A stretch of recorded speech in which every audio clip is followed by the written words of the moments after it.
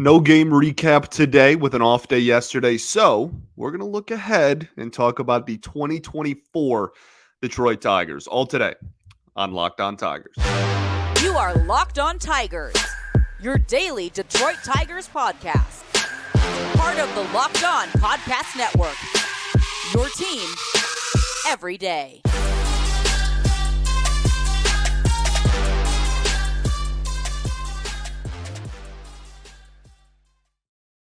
What is up, everybody? Welcome back to another edition of Locked On Tigers. I'm, of course, your host, Scott Bentley. Today is Tuesday, September 12th, 2023. Thank you so much for making Locked On Tigers your first listen every single day. We are free and available wherever you get your podcasts, including YouTube, part of the Locked On Podcast Network, your team every day. Today's episode is brought to you by Game Time. Download the Game Time app, create an account, and use code LOCKEDONMLB for $20 off of your first purchase. Last minute tickets, lowest price, guaranteed. Alrighty. Well, like I said, Tigers had an off day yesterday, so there is no game recap. And so that gave us some flexibility on what we wanted to talk about on today's show. And, part of me wanted to do a mailbag, but I feel like, I know that we're going to do a mailbag probably like the second the season ends. We'll do our game 162 recap, then our season recap, then some more like evergreen, like winners and losers of the season, good things, bad things that happen, etc.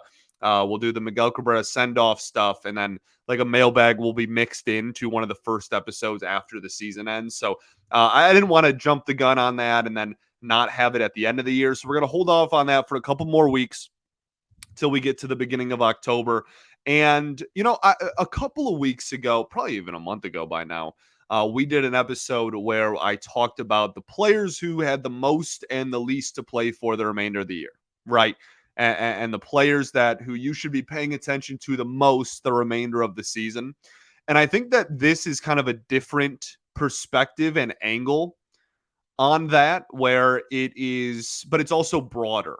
And I think the timing of doing it now is fascinating because we will also talk, obviously, plenty over the entire winter, right? This show doesn't stop when the season stops. So the entire winter, most of the content will be about the 2024 Tigers. And I'm very interested in just looking back for myself, even about how much my opinion of what the Tigers need going into 2024 is going to change. And if anybody in these last 2 or 3 weeks in the season can kind of throw a wrench into my current plans, on September 12th, about what I envision the future of this team looking like next season.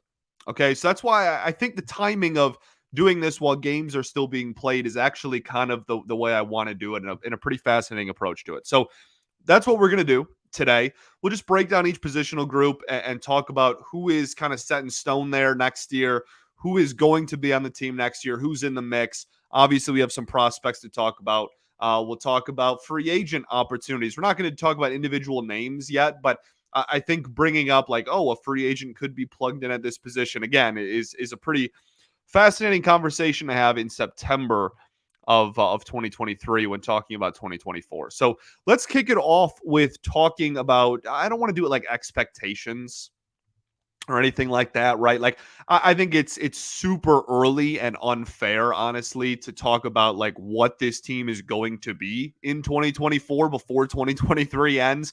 We have no idea what moves the team is going to make this offseason, et cetera. We'll talk about on there. I'm not insulting anyone's math skills if you're watching on YouTube by putting how to add ? On the itinerary. I think we all know how to add for the most part. I sometimes maybe up in question, but how to add players is going to be how we end the show. So let's just start with the rotation. I think that the rotation is a very, very interesting place to start. Like right now on this team, it's Erod, then like Reese Olson, Tarek Skubal's obviously back, and then like Sawyer Gibson Long for the remainder of the season, I guess. And then like Alex Faedo, Joey Wentz kind of combo piggyback start, bullpen day kind of thing going on as the fifth day starter. And again, there's only a few weeks left. Not the end of the world. Whatever. They'll figure it out. They'll patch their way through the end of the season. But when talking about a concrete 2024 plan, I think this is very up in the air. Like Erod, not a guarantee next year. Okay. Tarek Skubal, probably going to be in this rotation next year. Now, we'll talk about the trade possibility this offseason. That is, as much as people get mad and get the pitchforks out and get upset whenever I bring it up, it's a possibility. It's not likely. I'm not, saying to go to FanDuel and put anything on it. Like it's unlikely, but it's not impossible. And again, we'll talk about that in the how to add talent thing at the end of the show. But we'll say Skubal, sure. We don't want to trade him, fine. Skubal can be in there. Then Matt Manning, hurt twice this year. Not an arm injury, so that's good, but like certainly no guarantee he makes it through the winter either. He's going to be a guy that's talked about in trade rumors, whether those happen or not. Like not a guarantee. Reese Olson, I think, has at least earned the discussion of that. But I also am not going to hold my breath for Reese Olson to go out in 2024 and be a 3 rotation starter in his first full season in the majors and give a lot of innings. And that's the main point I want to drive home here. This rotation desperately still needs innings. I see all the time on the, I used to call it the Bird app, and I guess I can't anymore. The X app, whatever fun nickname you want to give the letter X. All the time, people try to predict the rotation and they're like, oh, what about these 5 names? Or what if it's these 5 names? It's so fluid, dog. Like you almost can't do that. The days of 20, I know we all want to because 2014 was awesome and we could pencil in 4 Cy Young winners and an ERA title holder as our 5 starting pitchers all year. And they both all 5 of them rather gave you 30 starts, and that was cool. But like that does not exist on this baseball team. That does not exist too much more in all of baseball. But specifically, even if we get out of the philosophical conversation around how possible is that even, in this current iteration of the Detroit Tigers, the 2023/2024 Tigers, that does not even remotely close to exist. Go look at how many innings each of these pitchers have given the Detroit Tigers or wherever team they've played for, etc. Most of them are homegrown or at least debuted with the Tigers. Go look at how many innings they've logged in their major league careers so far. Like, and this is a point that Mark Gorosh has brought up several times. Like, Eduardo Rodriguez is the only person in this rotation you have penciled in next year that's even given you 150 innings. Not 200, not 180. 100. He's the only person that's even eclipsed 150, and he's not even a guarantee to be here next year. So I can get behind haven't you been impressed with Reese Olson? Yeah, for sure. I'm certainly not denying that. He's been a huge revelation. I just drooled over him yesterday. But like the premise of we're just going to pencil in Reese Olson. We're just going to pencil in Sawyer Gipson-Long. We're just going to pencil in Casey Mize coming off of Tommy John. How'd that work out for Spencer Turnbull? And Turnbull didn't, performance has certainly not helped him either. But he got hurt again, right? Tarek Skubal has had a lot of injuries, serious arm injuries in his career. Matt Manning, they were flukes. They're not arm injuries. It's nice, but he hasn't given you a full season yet. It's just that's relying very heavily on a lot of players who have yet to do that. Not one of them. I'm not even talking about 1 of 5, 1 of 4. None of them have given you even 150 before. So I think that this offseason, I'll finish my thought on the other side of the break here, but I think you're going to have to add starting pitching. I think you have to. You can't just roll in with what you have now. Okay. Like I said, I'll finish this thought right after I tell y'all about our friends over at Sleeper. The MLB playoffs are just around the corner, which means the clock is ticking on your chance to 100 times your payout in cash on daily fantasy baseball. Baseball has Never been more exciting and than it is now. And you have players like Ronald Acuna Jr., who's going for a 40-70 at the moment. He's like 5-4 away with 3 weeks left. Pretty exciting stuff. Mookie Betts obviously in the MVP mix in the NL. Shohei Ohtani pretty much a slam dunk to win MVP in the AL, and so many more. So you can pick more or less on stats for those players like home runs, hits, strikeouts, and more for up to 100 times your payout on Sleeper. Get your picks right, and you could win big. Use promo code LOCKEDON, and you'll get up to a $100 match on your first deposit. Terms and conditions apply. See Sleeper's terms of use for details. All right, everybody, welcome back here. Segment 2 of Locked On Tigers. Appreciate y'all for tuning in, making us your first listen every single day. Shout out to the everydayers that do tune in every day. We'll be back tomorrow recapping Game 1 against the Cincinnati Reds. We'll preview that game, a series rather, at the end of the show. So, just finishing my thought on this rotation. I don't want to deter people from the promise that we've seen from these pitchers. And like Skubal's looked great. He's obviously going to be penciled in to be part of the rotation next year. I'm not saying you can't do that. I'm just saying you have to go out and find innings somewhere still. I promise you, if you just go in with what you have now, you will not make it through the year. I promise. I promise. I promise. I promise. So, and there's some decent starters. We'll talk about the free agent market later, but the offensive free agent market is I mean, we can just call it what it is. It's bad. It's not good. And so to the people that are like holding their breath and hoping for some off-season like big bat acquisition via free agency, you're probably going to have to wait another year at least. I don't think it's going to happen this winter. But on the pitching side, there's a few. Like Blake Snell is scheduled to be a free agent. Now, if you're talking innings, Blake Snell is not exactly the epitome of an innings eater. So I'm not sure how much good that does you, but obviously he's going to be in consideration for the Cy Young. He's a premier pitcher. If they want to fork over the money for that, I'm not going to complain. And then you have Aaron Nola, who has certainly not had a like typical Aaron Nola year, but is also again like at his best one of the better pitchers in the NL and has eaten innings before in his career. So, and there's a few more names on there. Again, we'll talk about that more in the offseason, but I think you have to go out and honestly, like I would get multiple. I wouldn't stop at one. I think you probably need multiple starting pitching free agents, even if they're just 1-year guys like what Michael Lorenzen was. Heck, you can get Michael Lorenzen back for all I care. I'm not against that. He's going to be a free agent again. He was great. You can sell him on the same spiel.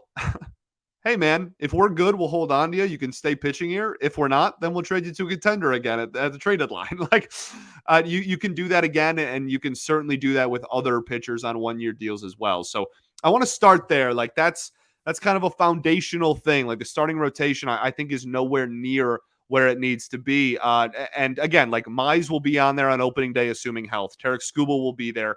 Erod, again, we're going to have to save that full conversation for the offseason, because I could talk about that entire situation for half an hour, but I don't think it's a guarantee that he's back. And I think that there is a price that it becomes too much money and you don't just want to like double down on your mistake. But I'm very open to bringing Erod back. He's one of my favorite pitchers to watch. And I think he's a very professional and smart pitcher. So like, that's like a half of a pitcher, like maybe not. Reese Olson, sure, but hasn't given you a ton of innings. We don't know how much he's going to hold up. And he's been better lately, but like the overall numbers on the season are still like there's been a lot of adjustments. Sir Gibson Long looked great. I'm as big a fan of his as any, but he's made one major league start. Like, you know what I mean? There's just a lot that's up for grabs. I think you need to sign at least 2 starting pitchers this offseason. And if they brought in 3, I would celebrate it and not be mad about it at all. Okay. So you got a lot to address there. And I guess if they re-signed Erod, that would kind of count as like signing a free agent pitcher, because I'm not really like fully including him in yet. So I guess that counts. 2 more free agents that aren't on the team currently. We'll put it that way. Let's talk about the bullpen then. Kind of natural transition there. Just talk about the whole pitching staff. A couple interesting things to go over with the bullpen. One, Tyler Alexander has been hurt all year. You'll get him back. Mason Englert, I don't think you can pencil in. I think Mason Englert will probably be similar to what Ronnie Rodriguez was, in the sense that they took him in the Rule 5.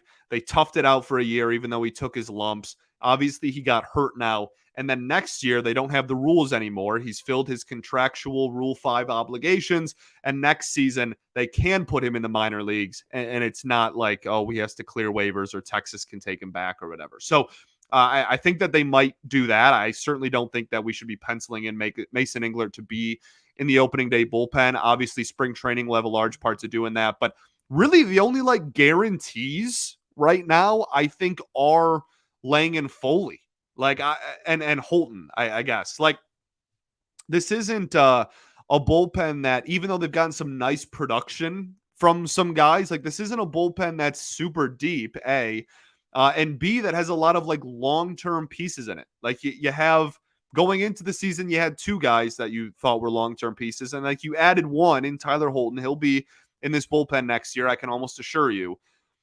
But like, and there's still like there's trade talks around Foley and Lang. Like, oh my goodness, if I could have shown the world my mentions and DMs and whatnot around the trade deadline, goodness gravy, I swear every single day or every other day I was being asked about, like the trade possibility of Foley and Lang, and that's just going to rear its ugly head again when we get to the winter, and that's a conversation that needs to be had for sure. In the same breath that we talk about the future of Skubal and Manning and whatnot, like those guys are certainly in that conversation as well. But they have a lot of years of control left. I think the safer side would be for them to be a part of this pen, and then you have a lot of question marks, right?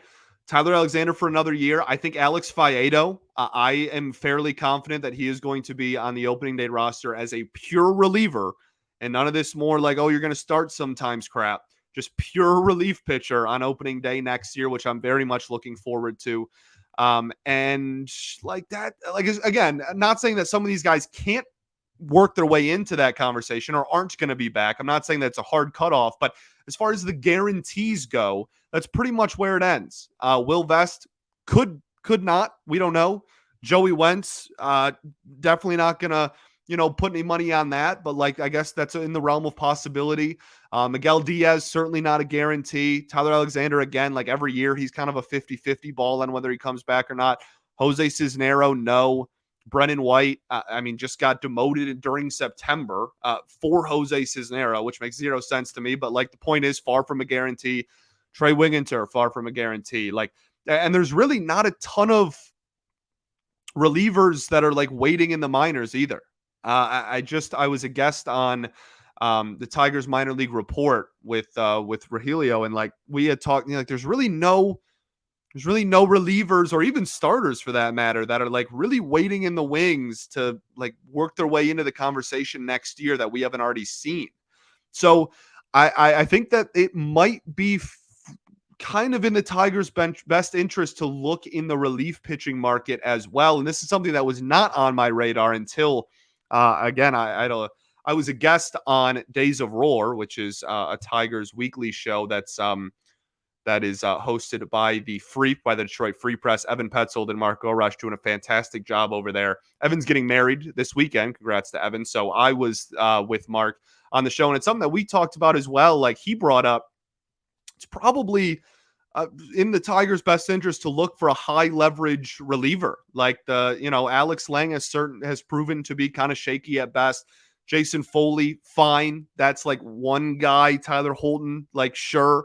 That's like he's been good, but like it certainly wouldn't. I don't think anyone would be against adding a high leverage reliever. So I think that was a really good point that Mark made, and honestly, I can't disagree with it. So I think that that's probably in their best interest. Maybe even a couple relievers, right? Like I just listed off all the names, and no one's really like waiting in the wings in the minors. So I think that it's probably not a bad idea to add maybe even a couple bullpen arms. That being said, I do have just immense and probably like admitted blind faith in our pitching, like coaching staff in Fetter, Nieves, and Lund. where like whatever we go into the season with next year, I'm going to be, not that they're going to be like, guaranteed top 10 bullpen in baseball or whatever. Like you still need talent, but I'm going to have some hope that they're going to piece together a somewhat serviceable bullpen next year, kind of no matter who's back there. So unless they just like trade away literally everybody, which I doubt. Okay, let's get into the meat and potatoes here. We got to talk about the offense and then a little bit of defense will kind of be mixed into that conversation as well. We'll do that right after I tell y'all about our friends over at Game Time. Game Time is the best. You can forget planning months in advance and get deals on tickets right up to the day of the event. You can get exclusive flash deals on tickets for football, basketball, baseball, concerts, comedy, theater, and so much more. The Game Time guarantee means you'll always get the best price. And if you can find tickets in the same section and row for less, Game Time will credit you 110% of the difference. You can buy tickets in a matter of seconds, just 2 taps on your phone and you're all set. And they're sent directly to your phone. You don't have to dig through your purse or your wallet or your email to find your tickets. Very simple, very easy. So download the Game Time app today, create an account, and use code LOCKEDONMLB for $20 off of your first purchase. Terms apply. Again, create an account and redeem the code LOCKEDONMLB for $20 off. Download Game Time today. Last minute tickets, lowest price, guaranteed. All right, everybody, welcome back here. Third and final segment of Locked On Tigers. Appreciate y'all for tuning in. Be sure to check out the Tigers home radio broadcast on the Sirius XM app. Just search Detroit Tigers. The next thing you know, straight from the Sirius XM app, you can be looking and listening to, rather, the Detroit Tigers home radio broadcast. So let's talk about this offense. We can just go around the diamond, honestly, really quickly. I think that Torkelson is your first baseman. I know there's still some haters out there, whether you like it or not. He's going to be the opening day first baseman. There's really no conversation around that. He will be the opening day starting first baseman. Second base, complete black hole. Like there is no guarantee on anybody currently in the organization to play second base this year. We'll get into that a little bit later. Shortstop, again, whether you like it or not, it's going to be Javi Baez. He is not opting out of this contract. Okay. People get mad at me when I say that as if like I gave him the contract or I have control over whether he opts in or opts out. All I know is that if I had a 570 OPS and someone still, I could, sign a piece of paper and someone would still pay me over $20 million AAV. Most Major League Baseball players, if not all, are going to do that. So like he's going to be here. Plan accordingly. Okay. So he's going to be the shortstop. And he's going to be the shortstop too, because for as much as we can talk about how poor of a hitter he is, that's all objectively true. He has been one of the best defensive shortstops in the entire game of baseball this year. So he will be the opening day shortstop for the Tigers next year. Third base, again, huge question marks. It's not a complete black hole. I don't think like second base is. There's some players that are waiting in the wings that have experience at third, but we certainly don't know, and I don't think I've said this a few times very publicly over the last month, I don't think that 2024 opening day third baseman for the Tigers is currently on the Major League roster. Outfield, center field, I think it's safe to say Parker Meadows. Now, if you want to bring in someone who is maybe a fourth outfielder that you trust to play center field, I wouldn't be opposed to that, but you also have Matt Vierling, and I think that he fits that mold kind of well. So I think center field, this could change, but I'm fairly confident that Parker Meadows is going to be the center fielder for the Detroit Tigers next year, which means I'm very confident that Riley Green will be in one of the corners, which leaves the other corner. Kerry Carpenter is certainly going to play there. He's still not great defensively, but he's been a lot better than he was earlier in the season. Certainly a lot better than he was earlier in the season. Justin Henry Malloy, not a third baseman. If you pencil him in as a corner outfielder, that gives you like him and Carpenter can maybe split time a little bit out there. But I'm not going to like hardcore pencil in, right? Or write it with Sharpie that like a dude that hasn't played Major League Baseball yet and isn't even going to be a September call-up is going to get legitimate playing time next year. Like that's still a big question mark for me. Free agent, you could add a corner outfielder. I know that like Raj is a huge fan of bringing in Tyler O'Neill. Not against it. You'd have to trade, obviously. There's some possibilities there, but and then catcher is Jake Rogers and either Carson Kelly or a free agent. Whatever they end up doing, fine. Carson Kelly has handled the staff pretty well. He's been pretty good defensively. Why not? So that's where you're looking defensively, right? And I guess, subsequently offensively as well. And when you look at this lineup, I think that there's a possibility of adding, well, there's certainly a possibility of adding anyone. It would be in the Tigers' best interest to add more power. And however they do that, if they want to find a power hitting third baseman, be my guest. If they want to add a corner outfielder that hits power, that's more of a kind of common profile, be my guest. But when looking at like who is going to fill those three positions specifically next year, the third baseman free agent market is not fruitful. You have Matt Chapman at the top. I know a lot of people just want Matt Chapman because he's going to be the highest. He's like the best third baseman on the market.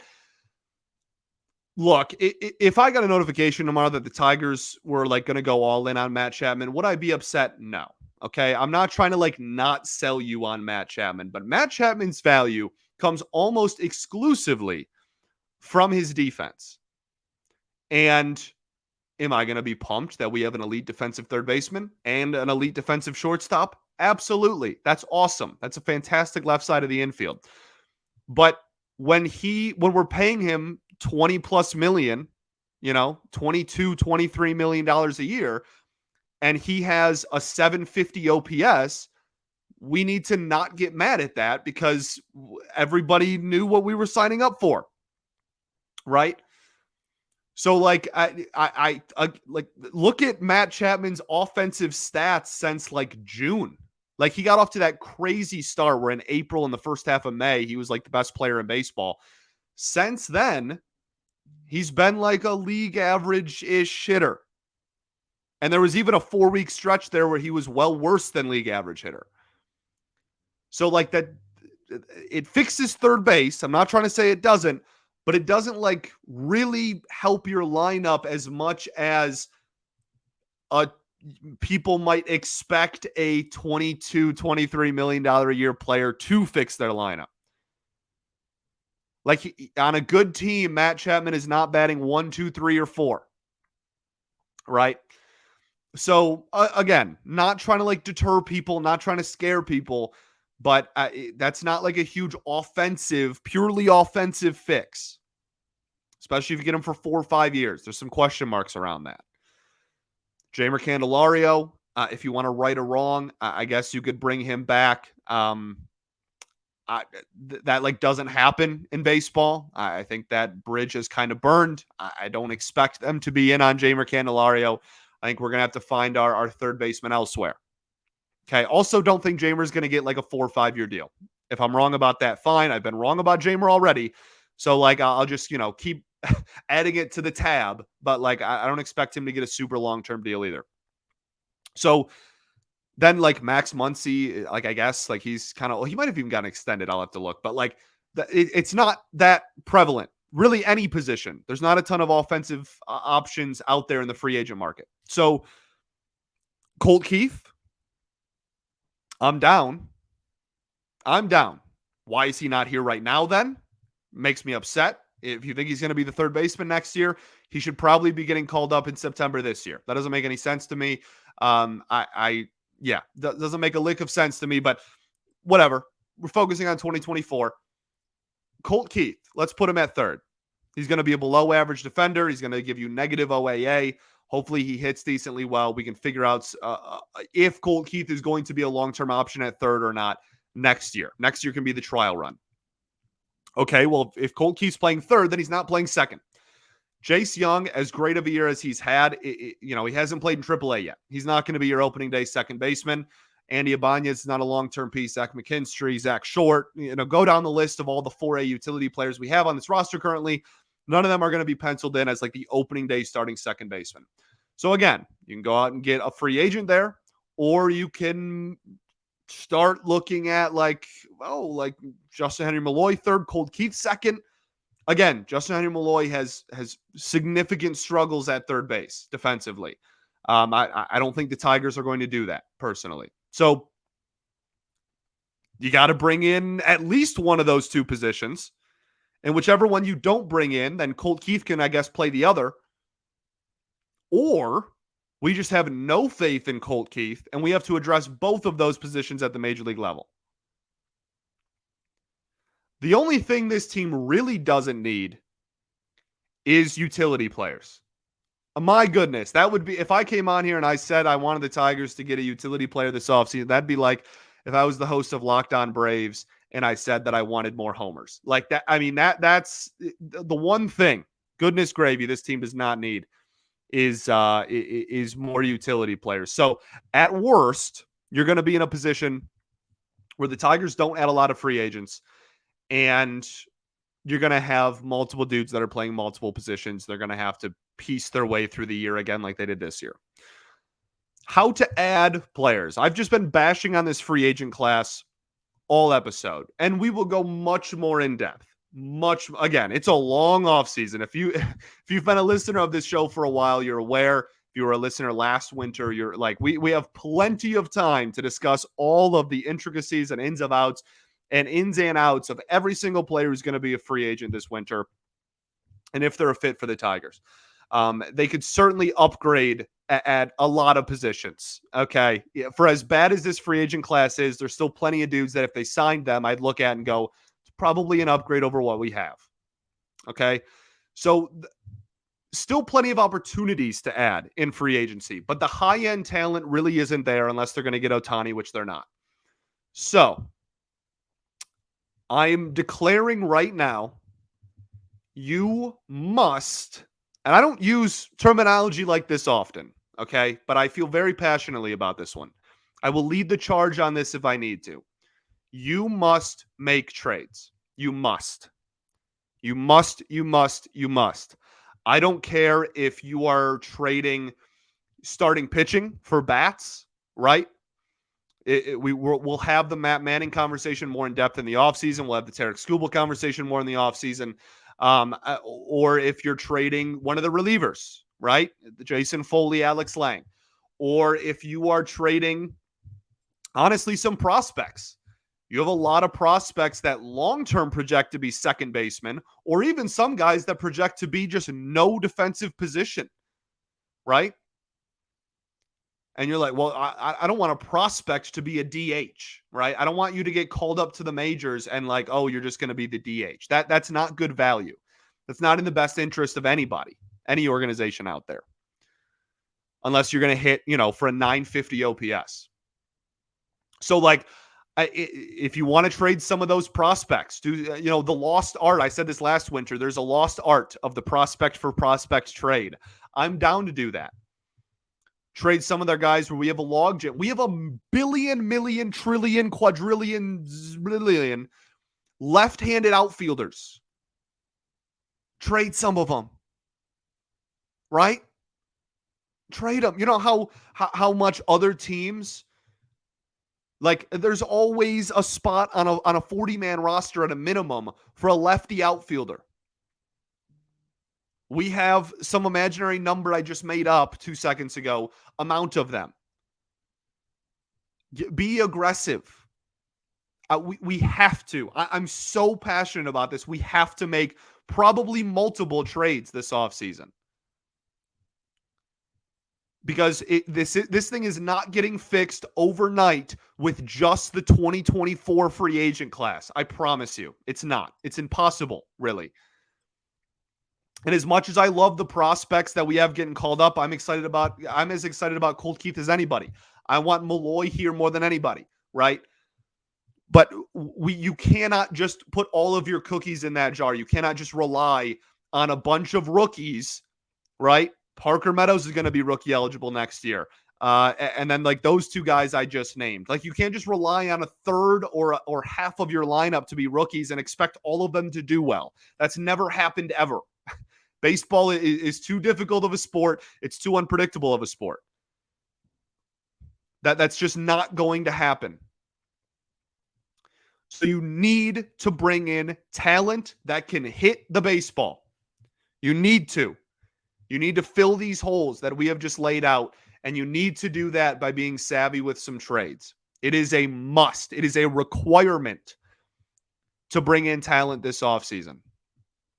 Like I said, once we get to the offseason, we'll talk a lot more in depth about that. But I just want to get ahead of that curve now and kind of voice my very passionate opinion on that angle of this offseason, especially. And that brings us right to present day, where like those players remainder of the season who might be in consideration, positional groups or pitching groups that might be in consideration to be traded, how they do the rest of the year is obviously very beneficial to you and I as fans and to this front office who may use them as trade pieces. Trade some prospects, man. Don't be afraid. Trade some dudes with team control. Don't be afraid. But you need young, controllable bats in return. And there's like 3 positions specifically that you desperately need them to be able to play. Go figure it out. Thanks for making Locked On Tigers your first listen every single day. We're free and available wherever you get your podcasts, including YouTube. Part of the Locked On Podcast Network, your team every day. The Reds are going to be a fun series, to be honest with you. I mean, the Reds are playing pretty fun baseball. This is a home series, so naturally we'll get swept because this team is awful at home, unless they're playing an AL Central opponent. There is no pitching matchups announced yet. I'm recording this Monday night. Like Monday Night Football is about to start. And we still have 0 pitching matchups announced for either team for this entire series. I'm pretty sure Erod is slated to go at some point. I don't think he's pitched in a few days. So I think you'll see him probably. Maybe like Skubal pitched on Saturday. So maybe he gets the Thursday day game. But like you still have that one spot in the rotation that's just like kind of empty. So we'll see what ends up happening. The off day on Monday is obviously going to help them a lot in that. But yeah, the Reds this is important games for the Reds. If you want to be, like this game's meaningless for the Tigers. Well, A, it doesn't for a lot of the players, but B, you can play spoiler. You can play spoiler in a big, big way. The Reds are the National League wild card is absolutely electric. Goodness, let's look at that NL wild card race really quickly. I promise I'll get you out of here in a sec. So between the second wild card spot and of now 3, so the second wild card spot through the third best team not in the wild card picture, which is in fact the Cincinnati Reds. So that's 5 teams fighting for 2 wild card spots, and they're all separated by 3.5 games. That is September baseball, baby. It's a good day to have MLB TV because, golly, some fun ball is going to be played down the stretch, as that's basically playoff baseball before playoff baseball. And the Tigers get to be a small part of it, playing a team that needs to win every game from here on out. A very fun young team the Cincinnati Reds have been this year, and we're playing them at home. So take care of business, play some spoiler, make a Marlins fan happy this week, and win some ball games. All right? I'll catch you on tomorrow. We'll recap game 1 then. Peace and love. Going to therapy's dope. I'll see y'all then, baby. Go Tigers.